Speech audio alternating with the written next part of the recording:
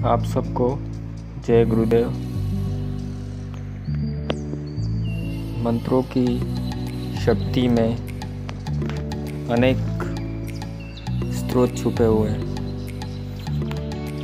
जिस तरह किसी स्वर को मिलाने वाले शब्दों की रचना करने से अनेक राग बनते हैं और सुनने वालों पर उसका अलग अलग प्रभाव पड़ता है, ऐसे ही मंत्र उच्चारण करने से एक विशिष्ट प्रकार का ध्वनि तरंग पैदा होता है और ये विश्वव्यापी प्रकृति पर, सूक्ष्म जगत पर तथा प्राणियों के स्थूल और सूक्ष्म शरीर पर इसका भारी प्रभाव पड़ता है। किसी भी देवी देवताओं के मंत्रों को करने से आपका उनसे कनेक्टिविटी हो जाती है। कोई भी देवी देवता हो, अगर आप किसी का भी मंत्र करते हैं तो उसको मंत्र को करने से आपके साथ उनका कनेक्टिविटी हो जाती है। उस मंत्र के बार बार रटन करने से एक ऊर्जा उत्पन्न होती है जो आपके चारों ओर एक सुरक्षा घेरा बनाती है, जो आपको संकट के समय कवच के रूप में साबित होती है, आपको मुसीबतों से बचाती है। मान लो कि कोई एक्सीडेंट होने वाला हो तो आपकी रक्षा करती है। मंत्र करते करते आपके अंदर अलग अलग गुणों की मात्रा बढ़ जाती है। मतलब आपके अंदर मंत्रों को करने से अलग अलग गुण आने लगते हैं, वो आपको भी पता नहीं लगता। जैसे जीवन में ईमानदारी आना, सद्बुद्धि, सद्विचार, धैर्य, साहस, निडरता, आशा, उत्साह, आत्मबल, मनोबल का बढ़ना, सब प्रकार के गुण आपके अंदर ऑटोमेटिक आने लगते हैं मंत्रों के निरंतर जप से।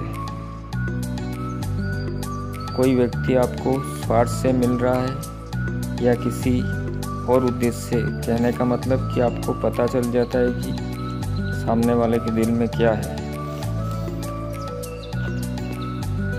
पहले जो हमारे ऋषि मुनि हुआ करते थे वो मंत्रों की शक्ति से व्रत को भी सजीवन कर देते थे। मेरे खुद के पूर्वज थे यहाँ गांव में, वो यहाँ घर पर बैठे बैठे मंत्रों की शक्ति से सामने पहाड़ों के बीच में छोटी सी जगह दिखती थी, वहाँ पर थोड़ी सी जगह में यहाँ बैठे बैठे मंत्रों से पहाड़ों के बीच में आग लगा देते थे। आपको विश्वास नहीं होगा पर यह बिल्कुल सत्य है। जो साधक जिस भी देवी देवता का रोज नियमित रूप से मंत्रों का जाप करता है, अगर वो एक दिन भी ना करे तो एक अलग सी बेचैनी उत्पन्न होने लगती है उसको। मतलब अगर वो एक दिन भी ना करे तो उसको ऐसा लगता है कि मतलब कुछ किया ही नहीं हो, आज सब कुछ मतलब आज अधूरा है। रेगुलर मंत्रों को करने से आपके अंदर इतना सामर्थ्य भी आ जाता है कि आपका आशीर्वाद और श्राप फलीभूत हो जाते हैं। मान लो कि अगर आपने बोल दिया किसी व्यक्ति को कि जा तेरा अच्छा हो जाएगा, तो उसका बेड़ा पार हो जाता है। और अगर आपने किसी को यूँ बोल दिया कि तेरा ये नुकसान हो जाएगा, तो उस व्यक्ति पर मुसीबत भी आ जाती है। पर यह सब कब होता है? जब आप निष्ठापूर्वक अपने इष्ट देव का मंत्र करते हैं, वो भी निस्वार्थ होकर ही जप करें तब। नहीं तो हमारे अंदर की भावना क्या होती है, ईश्वर को सब पता होता है, ईश्वर सब जानता है। मैं मंत्रों का प्रयोग विश्व कल्याण के लिए करना चाहता हूँ, क्योंकि मुझे सांसारिक चीज़ों में इतना ज़्यादा मोह रहा नहीं है। मैं एकांत में रहना ज़्यादा पसंद करता हूँ, पर अगर कोई अन्याय होता है तो मुझसे सहन नहीं होता है। कहीं पे भी अन्याय हो, घर में हो, बाहर हो या फिर किसी भी जगह हो। आप एक बात ध्यान रखें, आप किसी भी देवी देवताओं को मानते हैं और उनकी पूजा निस्वार्थ भाव से करें। अगर आप निस्वार्थ भाव से उनकी पूजा नहीं करेंगे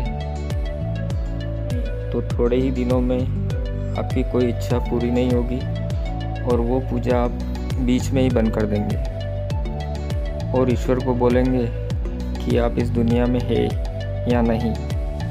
दोस्तों, भगवान से मांगना ही है तो पहले सद्बुद्धि मांगो, बाकी सभी चीज़ें तो अपने आप ही आपके पास चुंबक की तरह खींची चली आएगी। आपने अक्सर देखा होगा कि जो व्यक्ति गुणी होते हैं उनके दोस्त भी बहुत होते हैं और हर जगह उनकी तारीफ भी होती है। आप भी अपना एक अच्छा व्यक्तित्व बनाइए। मैं खुद भी ऐसा नहीं था। कैसे बदला? जीवन में साधना उपासना का क्रम नियमित रूप से जारी रखा और आज इतना परिपक्व हो गया हूँ कि हर आसुरी शक्ति से मुकाबला करने में सक्षम हूँ। यह सब मंत्रों की शक्ति है, लेकिन मैं मंत्रों से किसी का नुकसान नहीं करना चाहता क्योंकि गायत्री साधक हूँ। हाँ, लेकिन विरोधियों को सावधान करता हूँ कि मेरे बारे में गलत सोचकर या कर अपना नुकसान न करें, वरना वो खुद परेशानी में पड़ जाएंगे।